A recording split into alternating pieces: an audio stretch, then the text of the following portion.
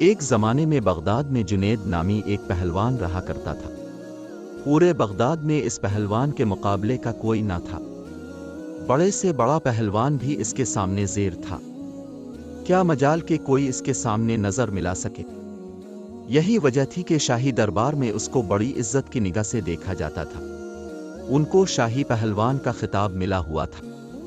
بادشاہ کی نظر میں اس کا خاص مقام تھا۔ ایک دن جنید پہلوان بادشاہ کے دربار میں اراکین سلطنت کے ہمراہ بیٹھا ہوا تھا کہ شاہی محل کے صدر دروازے پر کسی نے دستک دی۔ خادم نے آ کر بادشاہ کو بتایا کہ ایک کمزور و ناتواں اجنبی شخص دروازے پر کھڑا ہے، جس کا بوسیدہ لباس ہے۔ کمزوری کا یہ عالم ہے کہ زمین پر کھڑا ہونا مشکل ہو رہا ہے۔ اس نے یہ پیغام بھیجا ہے کہ جنید کو میرا پیغام پہنچا دو کہ کشتی میں میرا چیلنج قبول کرے۔ بادشاہ نے اسے دربار میں پیش کرنے کا حکم دیا۔ اجنبی ڈگمگاتے پیروں سے دربار میں حاضر ہوا۔ وزیر نے اجنبی سے استفسار کیا، تم کیا چاہتے ہو؟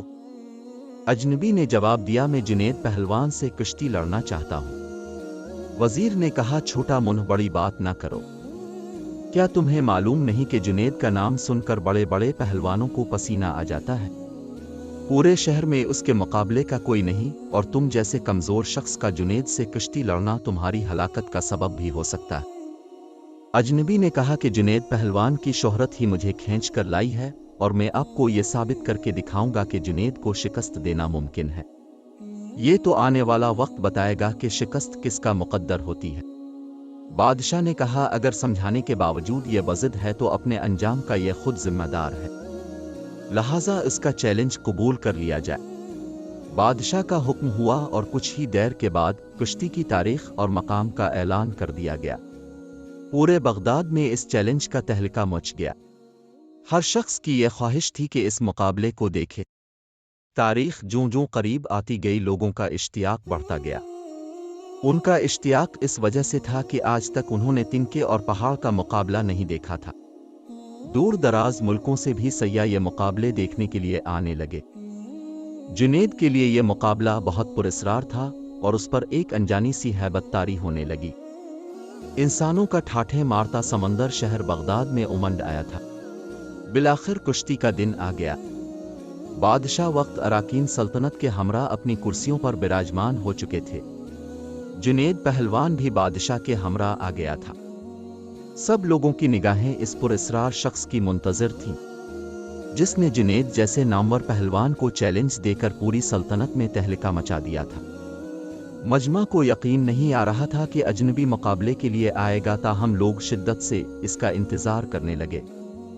جنید پہلوان میدان میں اتر چکا تھا۔ اس کے حامی لمحہ با لمحہ نعرے لگا کر حوصلہ بلند کر رہے تھے کہ اچانک وہ اجنبی لوگوں کی صفوں کو چیرتا ہوا اکھاڑے میں پہنچ گیا۔ ہر شخص اس کمزور اور ناتواں شخص کو دیکھ کر حیرت میں پڑ گیا کہ جو شخص جنید کی ایک پھونک سے اڑ جائے، اس سے مقابلہ کرنا دانشمندی نہیں۔ کشتی کا آغاز ہوا، دونوں آمنے سامنے ہوئے، ہاتھوں میں ہاتھ ڈالے گئے۔ پنجہ آزمائی شروع ہوئی۔ اس سے پہلے کہ جنید کوئی داؤ لگا کر اجنبی کو زیر کرتے، اجنبی نے آہستہ سے جنید کے کان میں کچھ سرگوشی کی۔ جنید کے چہرے کا رنگ متغیر ہو گیا۔ بہرحال کشتی کا آغاز ہو گیا۔ اجنبی شخص اور جنید پہلوان نے آپس میں پنجہ آزمائی شروع کر دی۔ کشتی لڑنے کا انداز جاری تھا۔ پینترے بدلے جا رہے تھے۔ داؤ پیچ کے مظاہرے جاری تھے۔ ہجوم کا جوش و خروش بڑھتا گیا۔ جنید داؤ کے جوہر دکھاتا تو مجمع نعروں سے گونج اٹھتا۔ یکایک لوگوں کی پلکیں جھپکیں، دھڑکتے دل کے ساتھ آنکھیں کھلیں تو ایک ناقابل یقین منظر آنکھوں کے سامنے تھا۔ جنید چاروں شانے چت پڑا تھا، اور بوڑھا شخص سینے پر بیٹھے فتح کا پرچم بلند کر رہا تھا۔ پورے مجمع پر سکتہ طاری ہو چکا تھا۔ حیرت کا طلسم ٹوٹا اور لوگوں نے ضعیف فاتح کو کندھوں پر اٹھا لیا۔ میدان کا فاتح لوگوں کے سروں پر سے گزر رہا تھا۔ ہر طرف انعام و اکرام کی بارش ہونے لگی۔ ضعیف فاتح پہلوان بیش بہا قیمتی انعامات لے کر اپنے مسکن کی طرف چل دیا۔ اس شکست سے جنید کا وقار لوگوں کے دلوں سے ختم ہو چکا تھا۔ ہر شخص انہیں حقارت سے دیکھتا گزر رہا تھا۔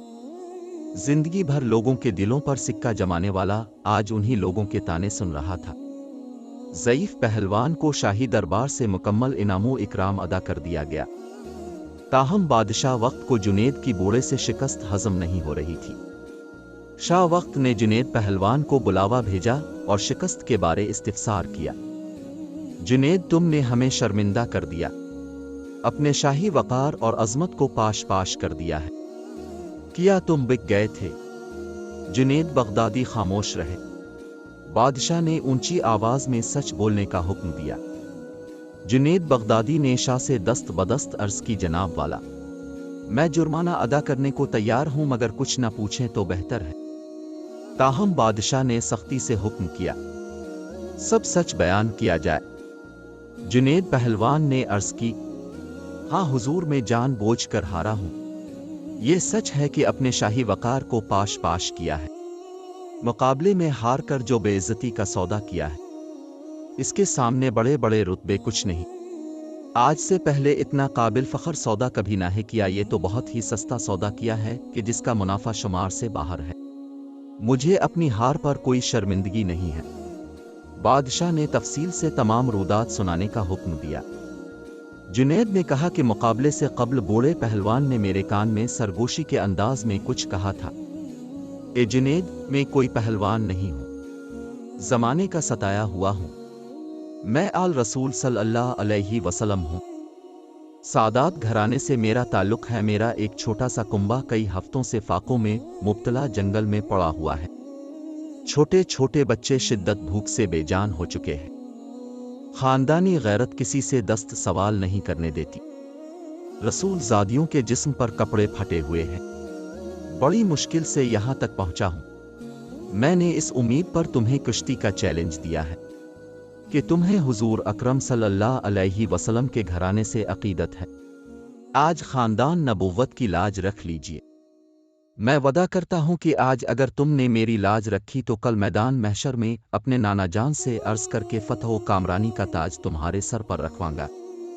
तुम्हारी मुतगीर शोहरत और एजाज की एक कुर्बानी खानदान नबुव्वत के सूखे हुए चेहरों की शादाबी के लिए काफी होगी। तुम्हारी ये कुर्बानी कभी भी ज़ाय नहीं होने दी जाएगी। अजनबी शख्स के ये चंद जुमले मेरे जिगर में उतर गए। मेरा दिल घायल और आंखें अश्कबार हो गईं। सैयदजादे की इस पेशकश को फौरन कबूल कर लिया और अपनी आलमगीर शोहरत, इज्जत व अजमत वल रसूल सल्लल्लाहु अलैहि वसल्लम पर कुर्बान करने में एक लम्हे की ताखीर ना की। फौरन फैसला कर लिया कि इससे बढ़कर मेरी इज्जत व नामूस का और कौन सा मौका हो सकता है कि दुनिया की इस महदूद इज्जत को खानदान नबुव्वत की उड़ती हुई खाक पर कुर्बान कर दूं। अगर बनी हाशिम के घराने की मुरझाई हुई कलियों की शादाबी के लिए मेरे जिस्म का खून काम आ सकता है, तो जिस्म का एक कतरा तुम्हारी खुशहाली के लिए देने के लिए तैयार हूं। जुनेद इतना के कर खामोश हो गए। बादशाह को भी चुप लग गई। हाथ के इशारे से जुनेद को रुखसत हो जाने का कह दिया। रात हो चुकी थी। लोग अपने अपने घरों को जा चुके थे। इशा की नमाज से फारिग होकर जुनेद अपने बिस्तर पर लेट गए। इसके कानों में सैयदजादे के वो अल्फाज बार बार गूंजते रहे, आज मैं वादा करता हूं अगर तुमने मेरी लाज रखी तो कल मैदान महशर में अपने नाना जान से अर्ज करके फतह व कामरानी का ताज तुम्हारे सर पर रखवाएगा। जुनेद सोचता रहा, क्या वाकई ऐसा होगा?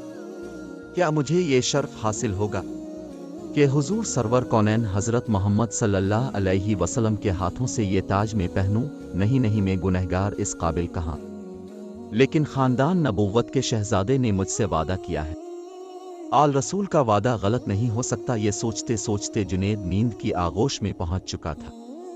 नींद में पहुंचते ही दुनिया के हिजाबात निगाहों के सामने से उठ चुके थे। एक ऐसवे ख्वाब निगाहों के सामने था और गुंबद खिजराक निगाहों के सामने जलवा गिर हुआ, जिससे हर समत रोशनी बिखरने लगी। एक नूरानी हस्ती जलवा फरमा हुई, जिनके एहसन व जमाल से जुनेद की आंखें खीरा हो गईं। दिल कैफ सरवर में डूब गया।